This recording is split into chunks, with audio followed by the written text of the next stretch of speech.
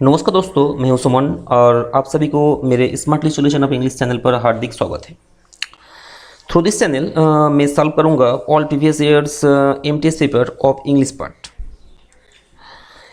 In this video मैं solve करूंगा the question paper of 1 सितंबर 2023। तो let us start.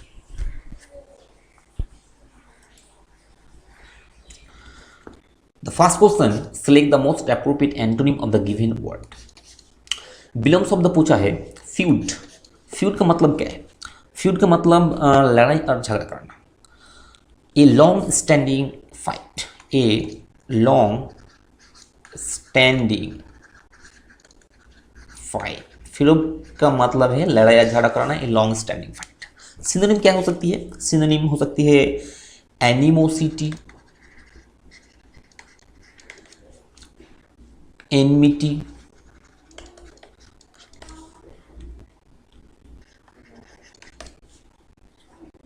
क्वारेल, controversy.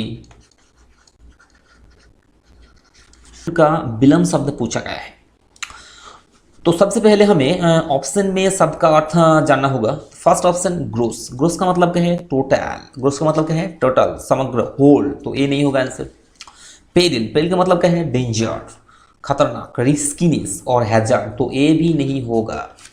Harmony. Harmony का मतलब क्या है? हार्मोनी का मतलब तालमेल, सामंजस्य, फ्रेंडशिप और एग्रीमेंट। तो फ्यूड, फ्यूड का एंटोनीम तालमेल और सामंजस्य, एग्रीमेंट, फ्रेंडशिप हो जाएगा। Last option vigour. विगर का मतलब क्या है? विगर का मतलब स्ट्रेंथ, ताकत। तो ये नहीं होगा। तो फ्यूड का एंटोनिम क्या होगा? फ्यूड का एंटोनिम हार्मोनी हो जाएगा। The parts of the following tense, same question. The parts of the following sentence have been given as options.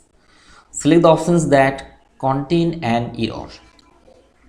Before solving the question, question हल करने से पहले I want to tell you some basic information about tense and number. मैं आप सभी को tense and number के बारे में कुछ बेसिक जानकारी बताना चाहता हूँ। In present indefinite tense, in present indefinite tense, present indefinite tense. In present indefinite tense, if the subject is singular, the verb must be in singular form. In present tense में subject singular एक वचन है तो verb और क्रिया एक वचन रूप में होनी चाहिए। और जब क्रिया सिंगुलर में है तो क्रिया में एस और ईएस जोड़ा जाना चाहिए। जब क्रिया सिंगुलर में है तो क्रिया में एस और ईएस जोड़ा जाना चाहिए। तो here is an example, they eat rice. इस सेंटेंस में सब्जेक्ट है दे। इस सेंटेंस में सब्जेक्ट है दे प्लूरल, दे प्लूरल बहुवचन, इसलिए दे प्लूरल बहुवचन, इसलिए वर्ब में एस और एस नहीं जोड़ा जाना चाहिए। अगर हम लिखे ही eat rice,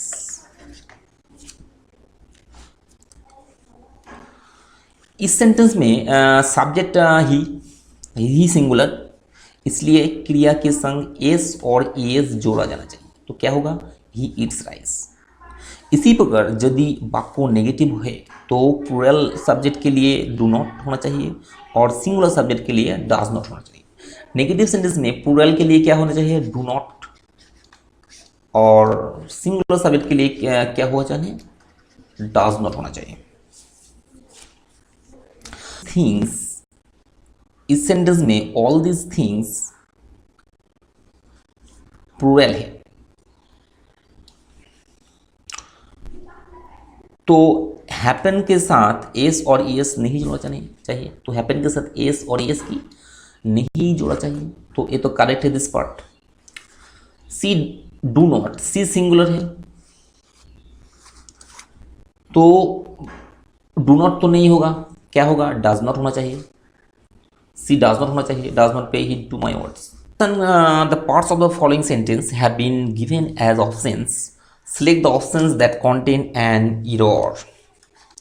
Before solving the question, I want to tell you some basic informations about tens और number. प्रश्न को हल करने से पहले मैं आपको टेंस और नंबर के कुछ बेसिक रूल बताना चाहता हूँ।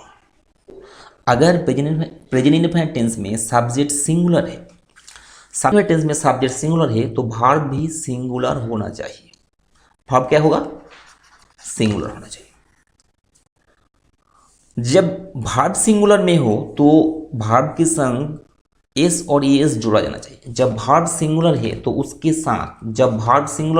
साथ एस और ईएस जोड़ा जाना चाहिए। एस और ईएस क्या होगा? जोड़ा जाना चाहिए। हियर इज एन एग्जाम्पल, यहाँ का एग्जाम्पल है दे ईट राइस। इस सेंटेंस में subject they plural, so verb में एस और ईएस नहीं जोड़ा जाना चाहिए। मगर ही ईट राइस, इस सेंटेंस में सब्जेक्ट ही और ही सिंगुलर, तो वर्ब के संग एस जोड़ा जाना चाहिए, तो ही ईट्स राइस हो जाएगा। इसी प्रकार यदि वाक्य नेगेटिव है तो प्लूरल सब्जेक्ट के लिए डू नॉट होना चाहिए। नेगेटिव सेंटेंस में प्लूरल सब्जेक्ट के लिए क्या होना चाहिए? डू नॉट होना चाहिए। और सब्जेक्ट के लिए डज नॉट होना चाहिए। सिंगुलर सब्जेक्ट के लिए क्या होना चाहिए? Does not. Okay, now I will solve the question. In this sentence all these things plural है, तो हैपन के संग एस जोड़ा नहीं जाना चाहिए, तो this part is correct. Second part, because she singular है तो डू नॉट तो नहीं होगा, क्या होगा? डज नॉट होगा, तो this part is wrong, this part is की रॉन्ग। तो आंसर क्या हो जाएगा? सी डज नॉट होना चाहिए। तो क्वेश्चन नंबर 4, तो option number 4 has the error. The most appropriate option that can substitute the underlined segment in the given sentence. Professor said that I will be late for the lecture. Before solving the question, I want to tell you some basic information about narration change. प्रश्नों के हल करने से पहले मैं आपको narration के बारे में कुछ बुनियादी जानकारी बताना चाहता हूँ। Narration is of two types. Narration is of two types. एक डायरेक्ट, दूसरा इनडायरेक्ट। एक डायरेक्ट, दूसरा की indirect. Now how to identify the direct and indirect speech? How to identify मैं डायरेक्ट एंड इनडायरेक्ट स्पीच की पहचान कैसे करें? डायरेक्ट स्पीच में स्पीकर की वास्तविक शब्द को बोले जाता है। डायरेक्ट स्पीच में कॉमा और इन्वर्टेड कॉमा होते। डायरेक्ट स्पीच में कॉमा और इन्वर्टेड कॉमा होते हैं। तो हम here is an example, he said I shall do it. He said I shall do it. Here he speaker said reporting verb. He speaker, he क्या है? He speaker said reporting verb. Speaker said reporting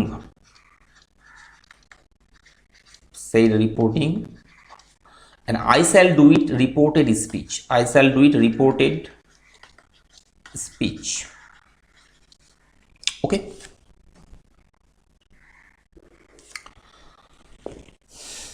यदि हम इसे indirect speech में परिवर्तन करें तो same speaker रखा जाना चाहिए। सेम स्पीकर तो ही होगा। उसके बाद सेड लिखना चाहिए तो सेड होगा। उसके बाद क्या होगा? सेड। एसर्टिव सेंटेंस है इसलिए लिंक का दैट होगा। Assertive sentence, the sentence assertive है तो इसके लिए लिंक का क्या होगा? दैट होगा। अगर सेंटेंस इंटरगेटिव होती तो इफ होता, इंपरेटिव होता तो टू होता। ओके, जो सबसे महत्वपूर्ण है वो है यदि रिपोर्टिंग वर्ब पास्ट टेंस में है तो रिपोर्टेड स्पीच में प्रेजेंट टेंस कभी नहीं होगा एक्सेप्ट यूनिवर्सल ट्रूथ। यदि रिपोर्टिंग वर्ब पास्ट टेंस में है तो रिपोर्टेड स्पीच में प्रेजेंट टेंस कभी नहीं यूज होगा एक्सेप्ट यूनिवर्सल ट्रूथ। अब देखिए इनडायरेक्ट स्पीच में टेंस कैसे बदलते हैं। अगर यहाँ प्रेजेंट इंडिफिनाइट टेंस था, अगर यहाँ प्रेजेंट इंडिफिनाइट टेंस थे तो वो पास्ट इंडिफिनाइट हो जाएगा, पास्ट इंडिफिनाइट हो जाएगा। इज एमर वाज वेयर हो जाएगा, इज एमर क्या हो जाएगा, वाज वेयर हो जाएगा। अगर वाज वेयर है तो हैड बीन हो जाएगा।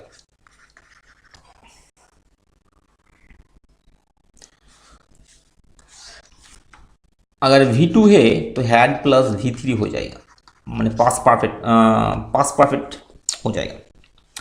विल बस सेल है, विल बस सेल है तो वुड हो जाएगा, क्या हो जाएगा, वुड हो जाएगा। ओके, तो ही के बाद सेल तो नहीं होगा, क्या होगा, वुड।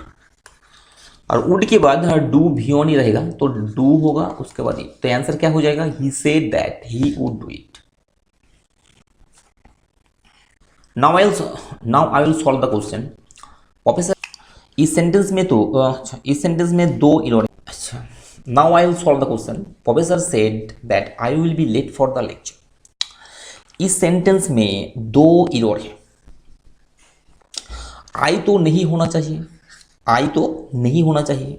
आई कौन है, आई कौन है, आई प्रोफेसर है, तो आई की जगह क्या होगा, आई की जगह ही हो जाएगा, आई की जगह क्या हो जाएगा, ही हो जाएगा। अच्छा। दूसरी बात, रिपोर्टिंग वर्ब पास्ट टेंस में है तो विल तो नहीं होगा, तो विल तो नहीं होगा, तो विल की जगह वुड होना चाहिए, विल की जगह क्या होगा, वुड होना चाहिए।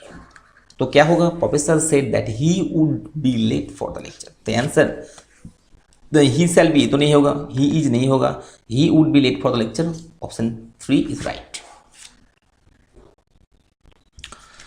Question number 4, select the entirely spelled word.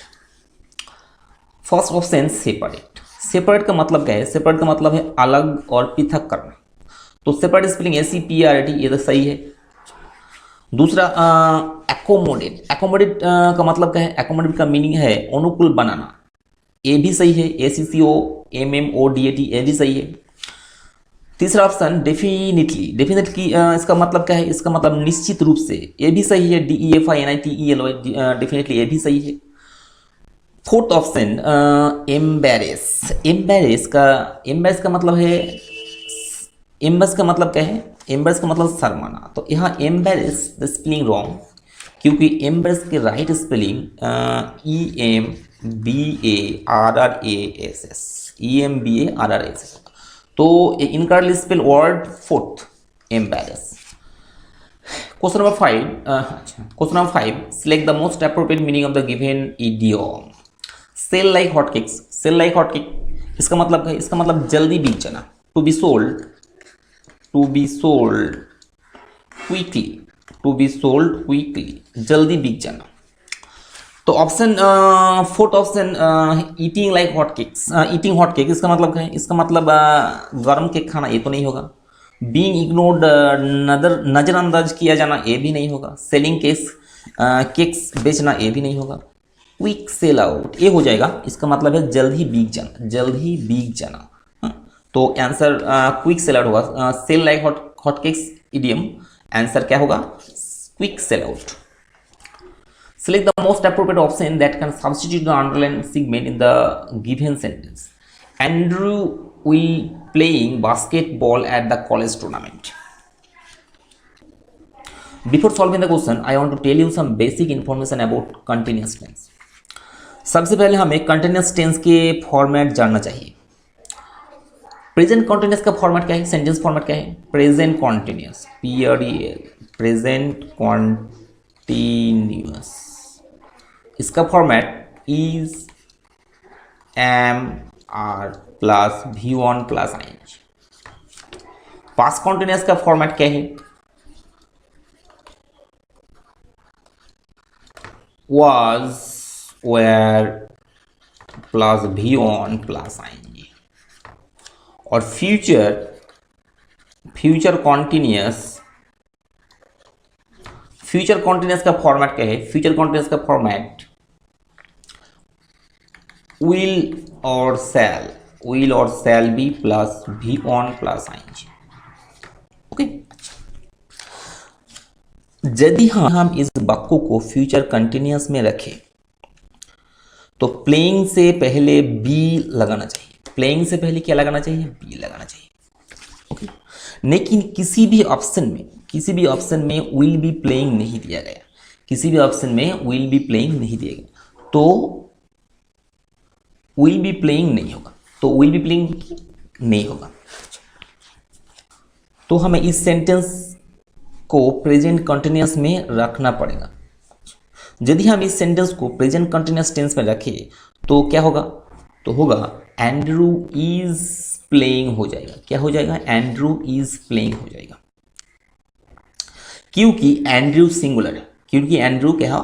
Singular है। फर्स्ट ऑप्शन आर तो नहीं होगा, Andrew singular. Second option are play, ये भी नहीं होगा। थर्ड ऑप्शन हो जाएगा इज प्लेइंग।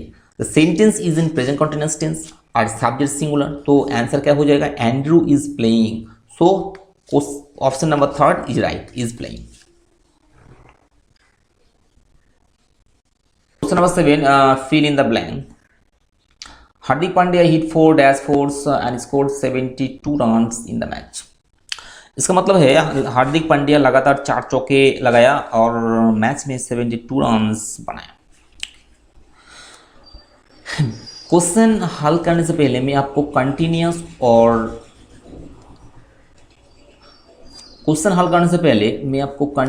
और कंसेक्यूटिव के डिफरेंस बताऊंगा।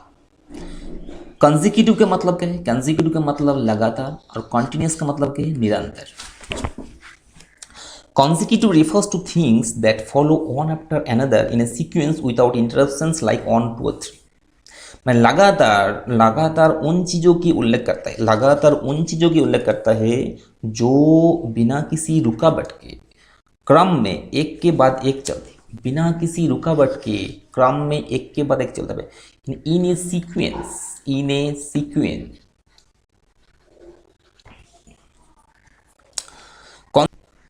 लेकिन continuous means something that is uninterrupted without any gap or break. Continuous refers to something that is uninterrupted without, बिना अंतराल के, without any gap or break, without any gap or break. तो हार्दिक पांड्या ने 4 निरंतर चौका नहीं लगाया, हार्दिक पांड्या में 4 लगातार चौका लगाया, तो कंटिन्यूअस तो नहीं होगा, तो क्या हो जाएगा? कंसेक्यूटिव हो जाएगा। ये दोनों भी नहीं होगा।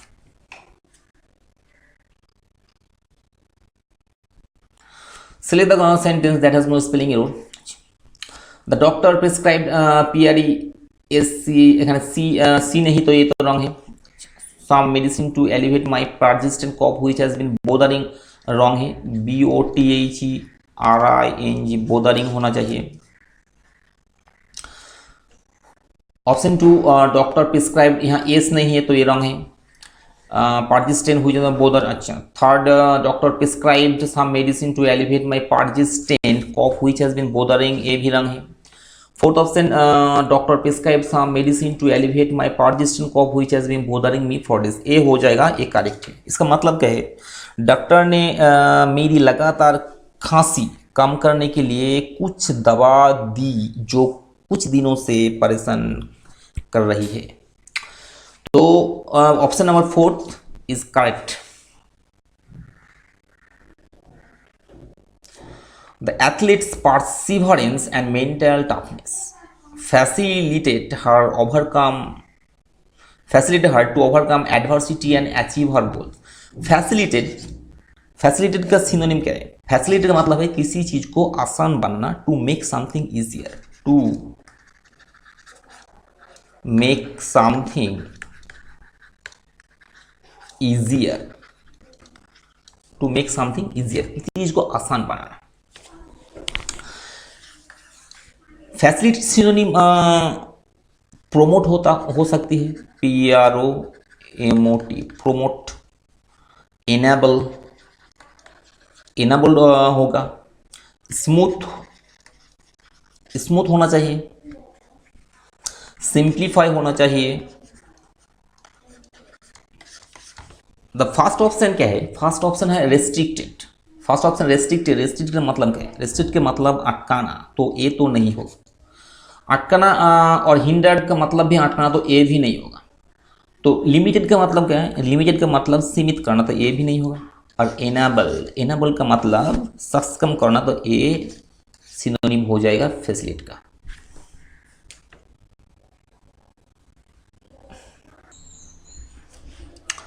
Question number 10. Following sentence has been split into 4 segments. Identify the segment that contains a grammatical error. Throughout my career as a journalist, I covered many important stories and interviewed numerous individuals which allow me to share important information and insights with my readers. Throughout my career as a journalist, एक पत्रकार के रूप में अपने career के दौरान, एक पत्रकार का रूप में अपने करियर के दौरान I covered many important stories, मैंने कई महत्वपूर्ण कहानियां कवर की। इंटरव्यूड न्यूमरस इंडिविजुअल्स, कोई व्यक्तियों को साक्षात कर लिया। Which allow me to share important information and insight with my readers, जिससे मुझे अपने रीडर के साथ महत्वपूर्ण जानकारी और अंतर्दृष्टि साझा करने का मौका मिला। साझा करने का मौका मिला। पूरा सेंटेंस पास्ट में है, पूरा सेंटेंस पास्ट में है, कवर्ड पास्ट में है, इंटरव्यूड पास्ट टेंस में है, इसलिए पूरा सेंटेंस पास्ट में ही होना चाहिए। तो which allow me this part is in present tense, तो इसको past tense में करना चाहिए, तो this part is wrong। तो ये क्या होगा? Throughout my career as a journalist, I covered many important stories and interviewed numerous individuals which allowed होगा, क्या हो जाएगा? allowed me, तो this part is wrong। तो आंसर क्या होगा? interviewed numerous individuals which allowed me होगा, तो answer fourth. Okay,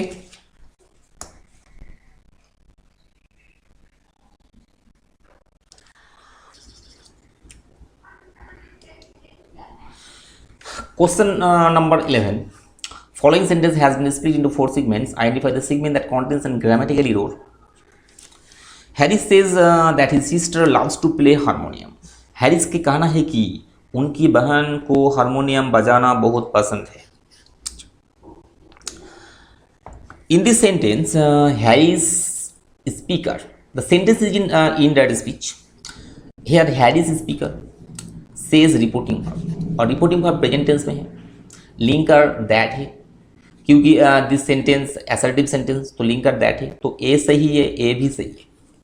third part में loves to play, तो loves present tense में है, क्योंकि reporting verb present tense में है, तो A भी सही है। तो इसमें गलत कहाँ है?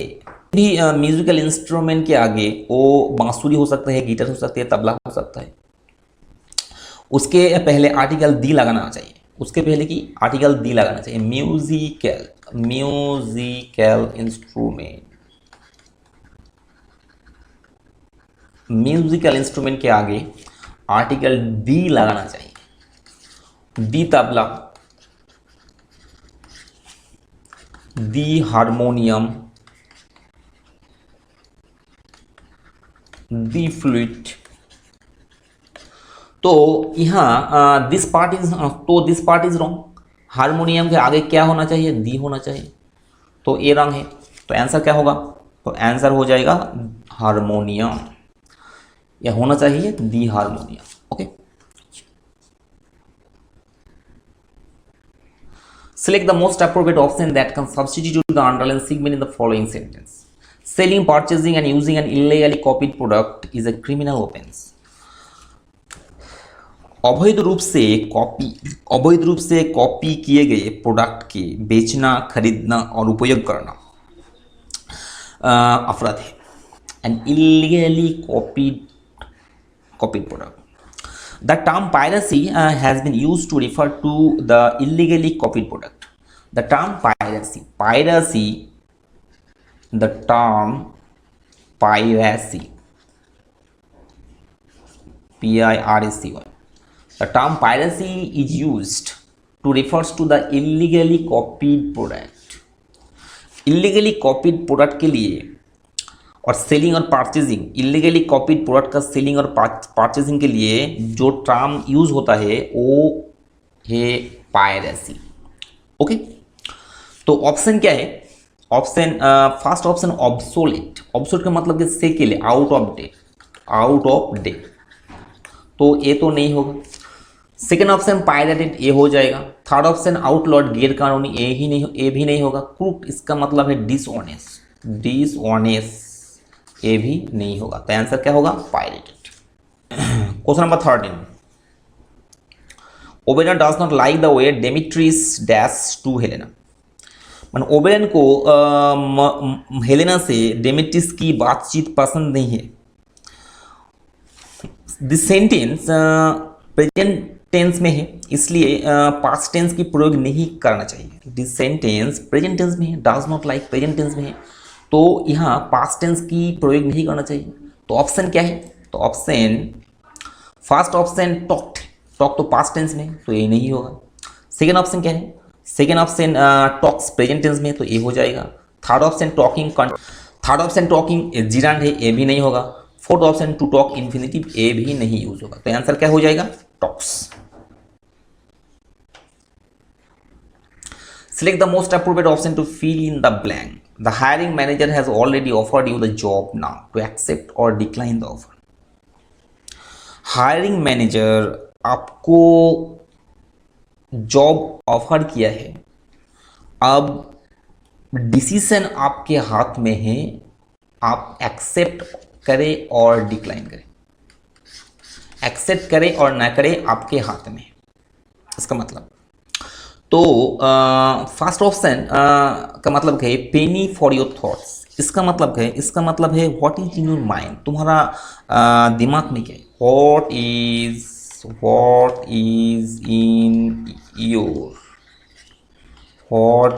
इन योर माइंड, तुम्हारा दिमाग में क्या चल रहा है, इसका मतलब। तो ये तो नहीं होना चाहिए। The ball is in your court, इसका मतलब क्या है? इसका मतलब है to take next decision, to take next decision in a situation, किसी भी परिस्थिति में सिद्धांत लेना। The ball is in your court, इसका मतलब है to take next decision in a situation, किसी स्थिति में नेक्स्ट निर्णय लेना, ये तो हो जाएगा। The ball is in your court, ये हो जाएगा। इसका मतलब क्या है?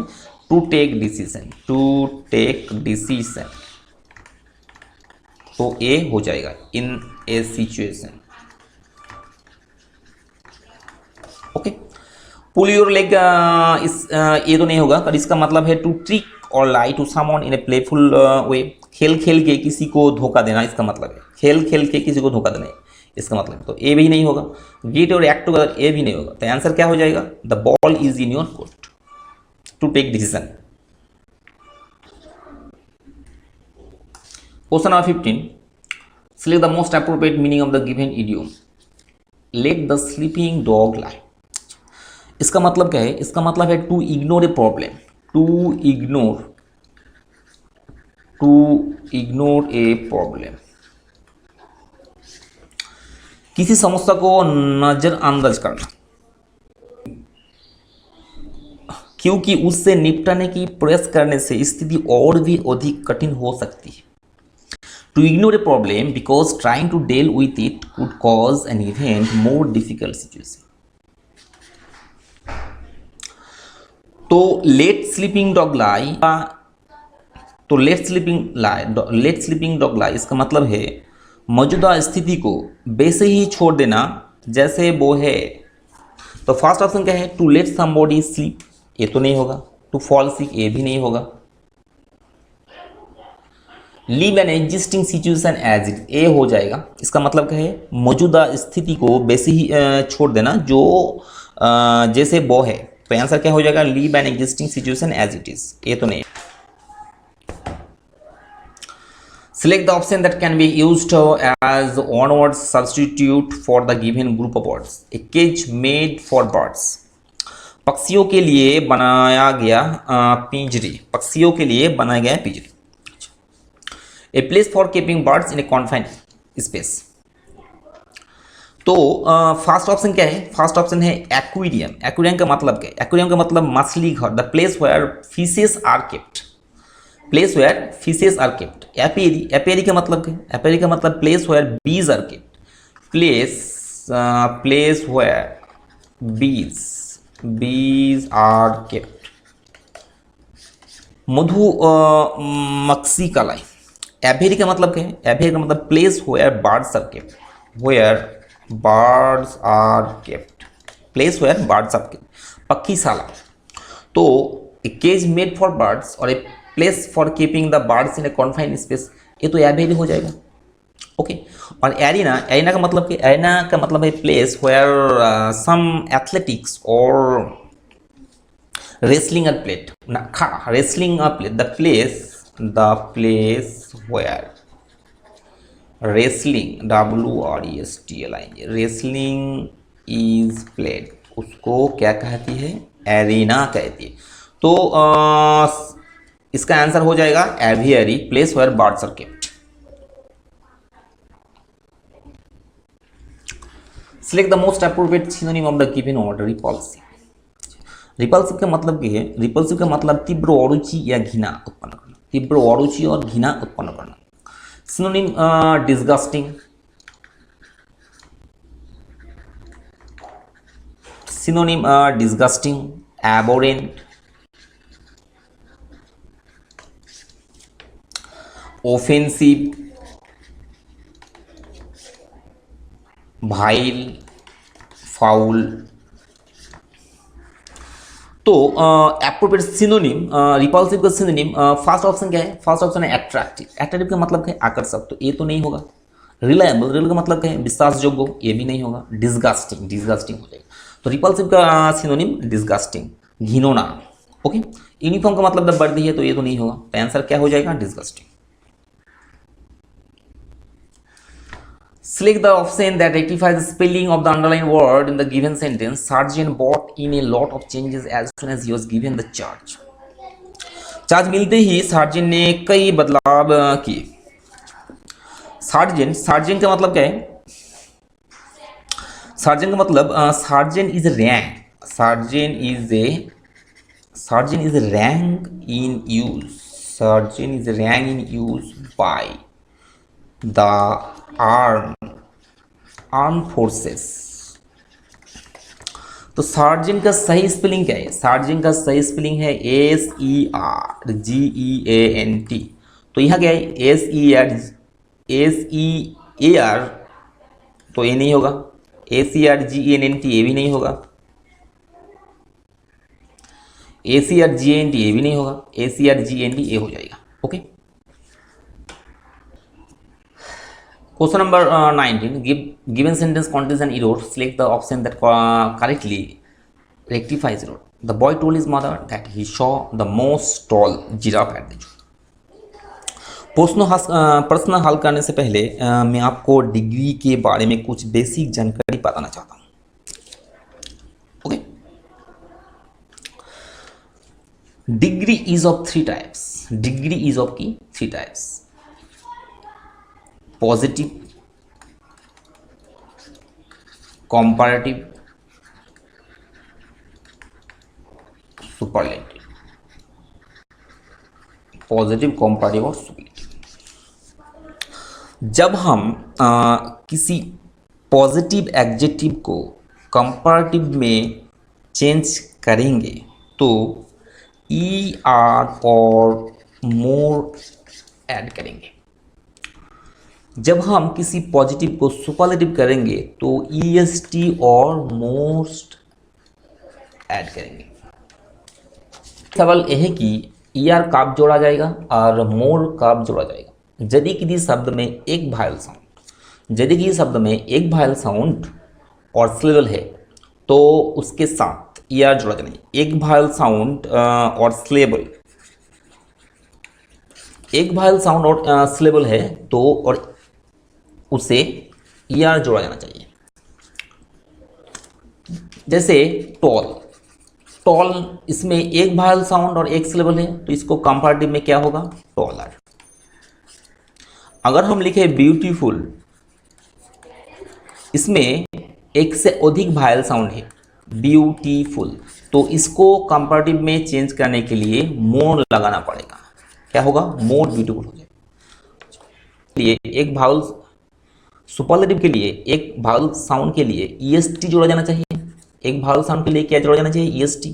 तो टॉल, टॉल एक वायल साउंड है तो इसको सुपरलेटिव क्या होगा, टॉलेस्ट। और एक से अधिक वायल साउंड के लिए क्या होगा, मोस्ट जोड़ा जाना है। ब्यूटीफुल, ब्यूटीफुल सुपरलेटिव में क्या हो जाएगा, मोस्ट ब्यूटीफुल हो जाएगा। ओके, इस सेंटेंस में the boy told his mother that he saw the most tall, most tall तो नहीं होना चाहिए। क्यों, यहाँ मोस्ट टॉल तो नहीं होना चाहिए क्योंकि टॉल एडजेक्टिव में एक सिलेबल है, एक वायल साउंड है, तो इससे तो मोस्ट नहीं लगाना चाहिए, इसने EST जोड़ा जाना चाहिए। तो क्या होना चाहिए, मोस्ट तो नहीं होगा, EST होगा। The boy told his mother that he saw the tallest giraffe at the zoo. Okay, तो आंसर क्या हो जाएगा, the boy told his mother that he saw the tallest giraffe at the zoo, बाकी A नहीं होगा। 20, question number 20, select the most appropriate meaning of the given idiom, call the shots. Call the shot इसका मतलब क्या है, to decide on the course of action or to be in charge, कार्रवाई की दिशा पर निर्णय लेना और चार्ज में रहना। तो कॉल द शॉट इसका मतलब चार्ज में रहना। To decide, to decide on the course of action, on the course of action, or to be in a charge. Okay, तो फर्स्ट ऑप्शन क्या है, टू बी ए फॉलोअर, तो ये भी नहीं होगा। सेकेंड ऑप्शन क्या है, to be in a position to make decision, decision लेना, तो ये हो जाएगा answer. Third option to be in ये पावरलेस पोजिशन, ये भी नहीं होगा। To be in neutral position, ये भी नहीं होगा। तो आंसर क्या हो जाएगा, option number 2।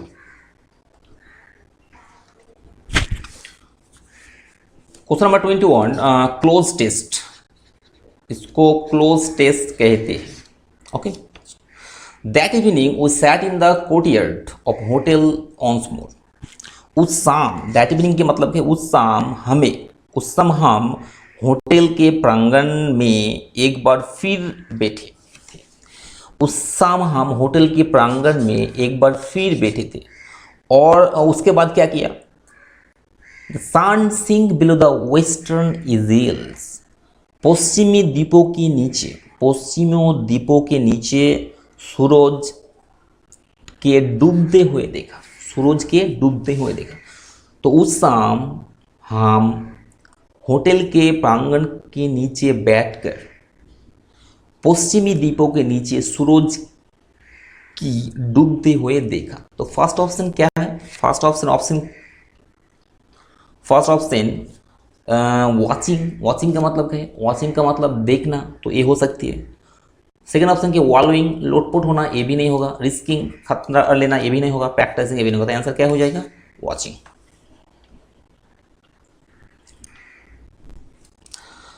I told Alexei what had happened that day, मैंने एलेक्सी को बताया उस दिन क्या हुआ था। Dash I could glimpse the grey stone wall of the Lismore house, मैं देख सकता हूँ, आई कुड ग्लिम्स, मैं देख सकता हूँ, the grey stone wall of Lismore house, Lismore house के ग्रे स्टोन दीवार। डैश आई कुड ग्लिम्स, मुझे लगा, इस यहाँ क्या होना चाहिए, मुझे लगा कि मैं देख सकता हूँ ग्रे स्टोन दीवार ऑफ लिसमोर हाउस। तो यहाँ क्या होगा, कल्पना करना होना चाहिए। मुझे ऑप्शन है ट्रांसलेटेड, तो अनुवाद करना, ये नहीं होगा। इम्बाइब, आकर्षित करना। ग्रुप्ड, अंधकार में खोजना, ये भी नहीं होगा। फैंसीड का मतलब कल्पना करना, और लगा, मुझे लगा, तो ये क्या हो जाएगा, fancied I could glimpse the grey stone wall of Lismore house, मुझे लगा मैं देख सकता हूँ wall of Lismore house, Lismore house की दीवार। कहाँ? Dash it's island hill top, उसकी पहाड़ी चोटी के ऊपर। तो यहाँ क्या होना चाहिए? प्रीपोजिशन होना चाहिए, प्रीपोजिशन ऊपर। तो ऑप्शन क्या का है? तो ऑप्शन ऑफ, ऑफ तो नहीं होना चाहिए, ऑफ तो नहीं होगा, ऑन हो जाएगा। क्या हो जाएगा? ऑन हो जाएगा। तो यहाँ क्या हो जाएगा? ऑप्शन ऑन हो जाएगा। ओके, तो थर्ड ऑप्शन ऑन हो जाएगा, on is hill top. Red light of setting sun glinting from the windows. और क्या देखा? खिड़की से चमकती हुई सूरज की डूबते हुए लाल रोशनी। एंड फ्रॉम देयर, उससे वहां से wasted frame glazing out across the sea, उस पार, समुद्र के उस पार निहारते हुए। और बिना कुछ कहे, और नथिंग, बिना कुछ कहे, his boy waiting for him to die, his, उसका लड़का उसके मरने का इंतजार कर रहा है। But it was my dash simply the image of my mind. ये मेरा क्या थी? ये मेरा कल्पना थी, होना हो सकती है, कल्पना थी, मेरे दिमाग के छवि हो सकती है। ओके, तो इट वॉज माई, ऑप्शन में क्या है?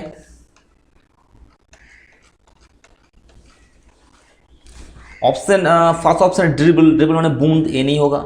स्ट्रॉ, स्ट्रॉ का मतलब घास, ये नहीं होगा। फैंटासी, कल्पना, तो ये हो जाएगा। हैबिटेट भी नहीं होगा।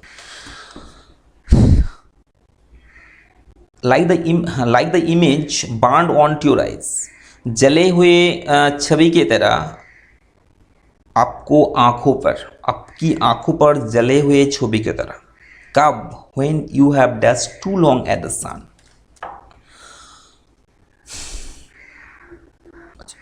जब आप सूरज की बहुत देर तक घूरते रहे, सूरज की बहुत देर तक घूरते रहे।